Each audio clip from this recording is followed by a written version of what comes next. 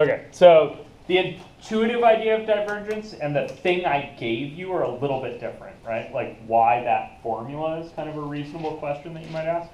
So I'm not going to run through the whole calculation, but the idea of that calculation is you would start with, okay, so for me, divergence of a vector field, right, should mean kind of how much stuff is like bubbling up out of nothing here, right? So what I do is I'd say, okay, so the divergence of a vector field f at a point, say x naught, comma y naught, comma z naught, right? Well, let me think. I've got my point x naught, comma y naught, comma z naught chilling out in space somewhere, right? And then I want to know kind of what's the tendency of my vector field to just like create stuff at this point, right? So to figure that out, I'm just going to say, hey, I don't know anything about this point specifically, but I do know about taking like a little ball around this thing and calculating the flux, right? So I'm just going to make a little ball, right? I'm going to say, okay, so this is approximately, right, the flux, oops,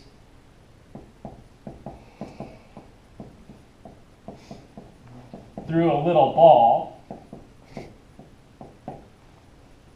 Okay, and the flux through a little ball is something I can calculate, right?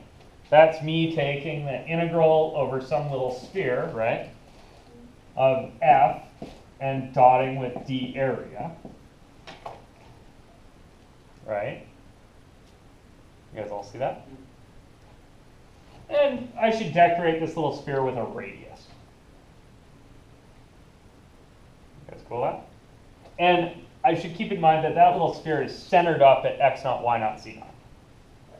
Right? So that's, this little sphere has some little radius r, and it's centered up at x naught, y naught, z naught. I'm just going to integrate the flux through that thing. That's going to give me some number. But that's not a very good approximation. So, yeah, make the radius smaller. So, if you want to say, all right, the divergence should be about the flux through a little ball, well, it should be exactly the limit as you shove r tending to 0, right? So, in other words, slim down the radius of your little ball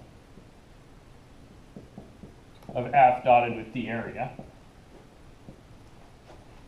And if you write down what this means and then take the limit with respect to r, you'll get exactly the formula I gave you. Right, so if you actually execute this, you'll get the idea of a gradient dotted with f. So a little notation on their limit as r approaches the circle that's basically from the inside. Oh, sorry, this is just 0. Oh. This is r tends to 0. Okay. That's me saying, hey, the flux through a little ball was okay, but I would like that ball to be even littler, and then I would like it to be littler and littler and littler, so I would just crank on that limit, right? You guys see this? Yep. And the reason that adding these things up works is if you thought about them instead of as little balls, as little cubes, it won't really matter in the limit, right? Again, you chunk space up into, and I'm just drawing two-dimensional space for right now. Right, say I wanted to figure out how much this vector field tends to flow through this blob, right? I could chunk it up into kind of bits, right? You guys are super used to doing this. And then I could calculate the flux out of this, and the flux out of this, and the flux out of this, and the flux out of this, and the flux out of this. But anything that's flowing from this one is flowing into that one. So this will be positive flux here and negative flux there. Those will cancel. You guys see that? So I just add all these up, and the only ones that aren't going to cancel are going to be the ones like, no, I didn't draw this shape very conveniently. The ones that aren't going to cancel are going to be the ones like that are on the edge. You guys see that? So if I add up the flux through all the little bits, I should get the flux through this thing. Hence if you add up the divergences everywhere, which are the flux through infinitesimal things, you should get the total flux through the kind of boundary, right? So then we just need to write down the divergence theorem and get this like assumption set down so that we can know that this will actually work. So it's kind of like if you have a shape and there's vectors going into it, and if there's an equal number or size of vectors going in as there's coming out, then it'll be net zero flux, right? So there's so divergence is sort of like weird energies being input into the system inside there somehow. Yeah, so divergence is sort of the tendency for this, whatever you're talking about flowing around, to be either compressed or created at a point.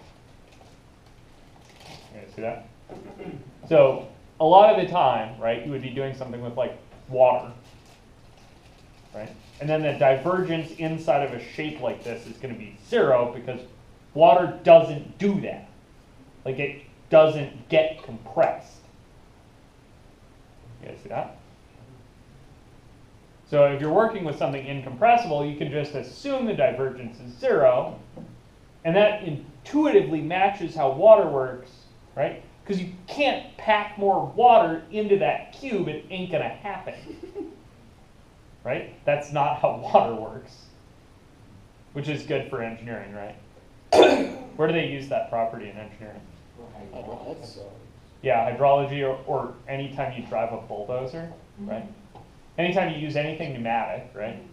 You're pushing on a incompressible fluid, and thus when the piston goes in, right, will give you push out.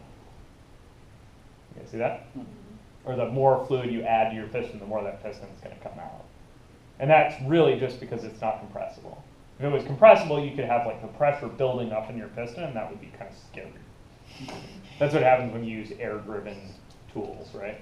Because they actually do have that compression in them. So why would the divergence of water be zero? That's a physical thing, not a mathematical thing. But it's just that water, you can't compress water. So It's like, it's a little bit the idea that if you have, say, a cubic foot of sand, right? Have you ever heard this expression, go pack sand? It's not very useful to pack sand because it doesn't pack very well, right? Like, it just is the size it is. You can't make the little bits get any closer together. That's the problem with water. The little bits are already as close together as they're going to get.